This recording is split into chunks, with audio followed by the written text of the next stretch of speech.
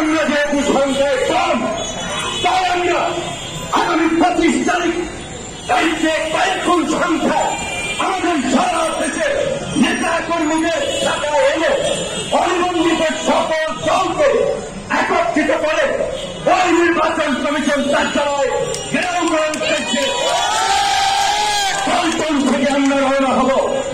আপনাদেরকে আজকে একটা কথা নির্দেশনা দিয়ে দিচ্ছি, এই তারাও নির্বাচন কমিশন, এই চাকুটার নির্বাচন কমিশনের জনগণের ভ্যাট ট্যাক্সের পয়সা কোন বেতন নেওয়ার নৈতিকতা নাই।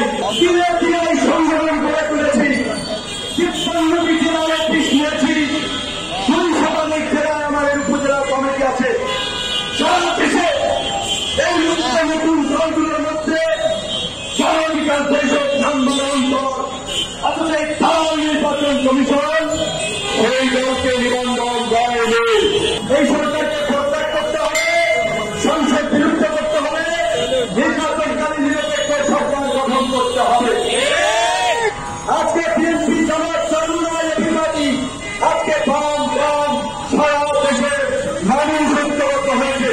প্রশাসনের সাথে আমাদের তৈরি সম্পর্ক তৈরি দরকার নাই। আমরা কাউকে ক্ষমতায় গেলে শেখ হাসিনার পতন হলে এই আমাদের দেশ চালাতে হবে।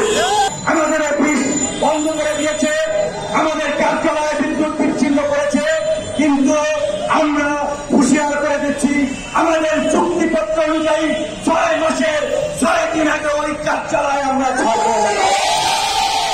তাতে যদি এই কার্যালয়ে আমাদের জীবন দিতে হয়, আমরা আমাদের পরিষ্কার কথা, আমরা নির্যাতন নিপীড়ন করে এই পর্যন্ত গণ অধিকার, ছাত্র অধিকার, যুব অধিকার তরুণদেরকে জমানো হয়নি।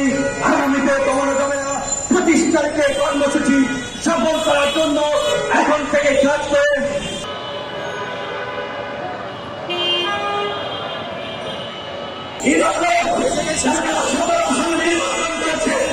এই নিরবনকে এই সরকার ভয় পায়।